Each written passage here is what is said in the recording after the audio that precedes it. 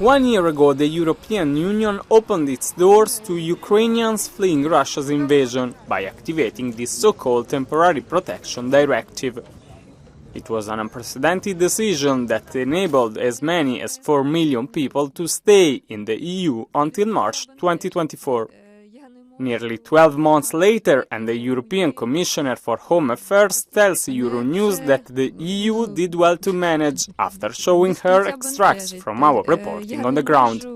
Мати спокій, бо мені постійно приходиться якісь робити папіри, які то закінчуються, то кінець року, і я не маю ніякого спокою, щоб займатися навчанням та вихованням доньки.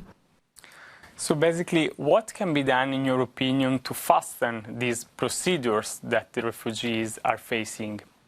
Well, of course, we have a lot of challenges. I mean, we are hosting 4 million Ukrainian refugees. This is really a huge, huge challenge, of course, for the whole Europe, and especially for those member states that are most affected, like Czech Republic, Estonia, Poland, but also Germany. But I think really to have a perspective, if somebody has asked me 1 year ago, before the war broke up, will Europe be able to manage 4 million new refugees as well as we have done this? I think very few should have been asked positively without any hesitation. So taking into account the huge challenges, I think that the achievements are really great. Other issues of concerns seem to be housing and work for Ukrainian refugees, as we can see in the next video. Migrants are more or less adapted, right? But now there is an issue of their access to labor market, massive problem of apartments. This is the time that we need to think of more long-term strategy. But I think this interview really shows where we are right now. We have moved away from the emergency situation and are now into dealing with other issues. We have already more than 600,000 Ukrainians working. We have another like 400,000 that are registered in the public employment service. So that means that approximately half of the refugees in working age are more or less on the labor market. That's not so bad, but of course we need to do more.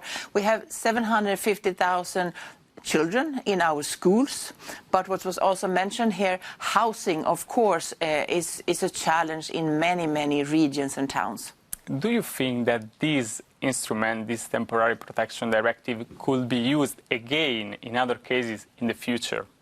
Yes, I think so. I think it has proven that it works. I mean, just imagine if you compare to 2015, for example, where people were fleeing from the war in Syria, and the EU did not activate the Temporary Protection Directive that existed already then but was not activated. And that left us also in a situation where we were very much divided on the issue on migration and refugees and asylum. And a lot of asylum systems were really clogged up with a lot of asylum applications. There were long waiting times. Now, of course, there are challenges. I will not deny that. But I think we are dealing with this refugee crisis in a much, much better way. Maybe it's not even a crisis, even though it's the biggest number of refugees since the Second World War.